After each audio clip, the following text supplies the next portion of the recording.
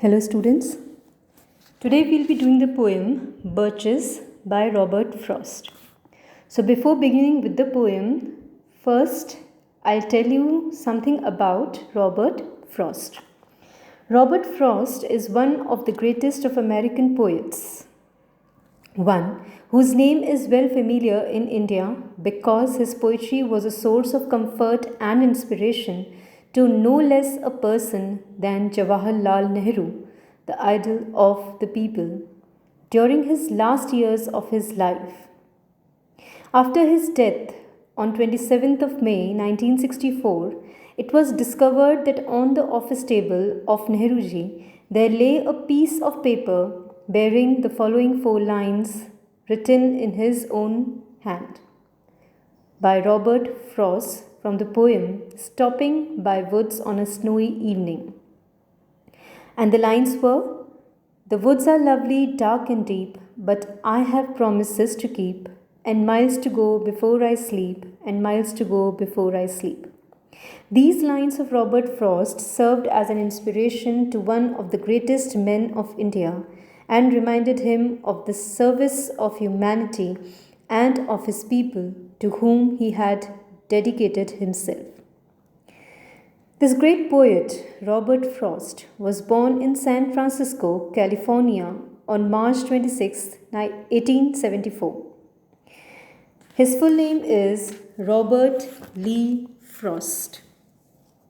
He became one of the first American poets who were invited to live on the campus of various institutions as poets in residence. Frost received more honors than any other contemporary literary figure in America. For 4 times he was awarded the Pulitzer Prize for Poetry.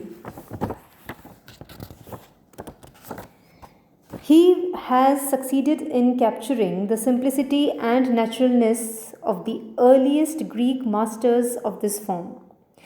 The greatness of Frost as a pastoral poet has been universally recognized. The bulk of his poetry deals with rural life.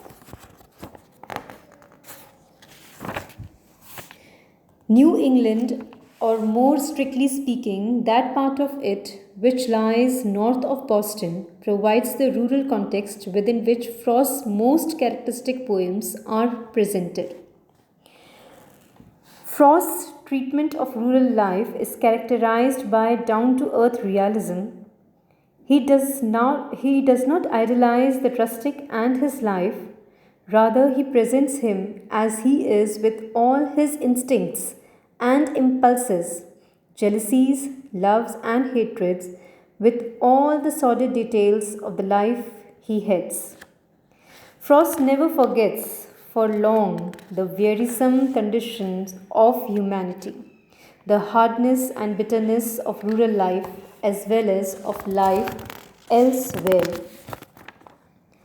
His rural world is a microcosm of the macrocosm, a symbol and representation of life at large, with its joys and pleasures, but also with its heartaches, fever and fret, and weariness. Not only does rural life provide Frost with characters and incidents, it also provides him with diction and versification. The particular region which he has selected for his purposes is New England, and he has presented and interpreted his region accurately and precisely in one poem after another. The question whether Frost is a great nature poet or not has been hotly debated.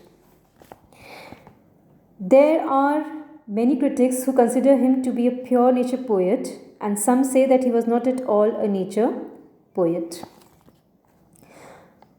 Frost has so many and such excellent poems about natural scenery and wildlife that one can hardly avoid thinking of him as a nature poet. Frost's love of nature is comprehensive, many-sided, and all-inclusive. Frost has an equally keen eye for the sensuous and the beautiful in nature, as well as for the harsher and the unpleasant. In short, Frost is a great and original nature poet. His nature treatment is unique and distinctive in many ways. He does not take any theory of nature for granted. Rather, he writes for his own personal experience and observation. His approach is pragmatic and realistic. Along with being a nature poet, he is also a great poet of man. Critics after critics have regarded Frost as a traditional 19th century poet and have emphatically denied his modernity. For one thing, it has been pointed out that his poetry has a disarming simplicity, while modern poetry is characterized by complexity and intricacy. In his poetry, we do not find irregular verse forms, fragmentary sentences, learned allusions, and references, ironic contrasts, and erudite and abstruse symbolism, to all of which we are used and which he regarded as the hallmark of modernity. Now, coming to his masterpiece, Birches. Before beginning with the explanation of the poem, I'll give you a brief introduction to it. Birches, published in the volume Mountain of Interval in 1916, is one of the most widely quoted and anthologized of the nature lyrics of Robert Frost. It is a blank verse lyric. It is remarkable for its skillful blending of fact and fancy, observation and imagination. C. de Lewis recommends that one should commence one's study of Frost with this poem, for it is a poem in which observation and reminiscence, realism and fancy, the light tone and the serious are perfectly blended. It moves with beautiful assurance from mood to mood, image to image, thought to thought. Its variations of speed within the blank verse meter are masterly.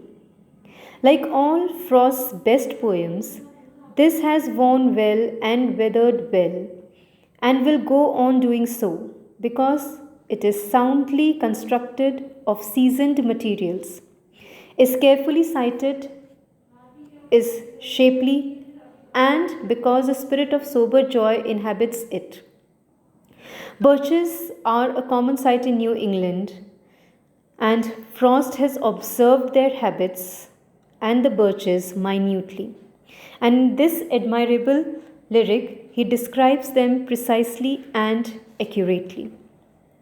So that's all for the introduction of the poem. In the next video, I'll begin with the explanation of the poem Birches. Thank you.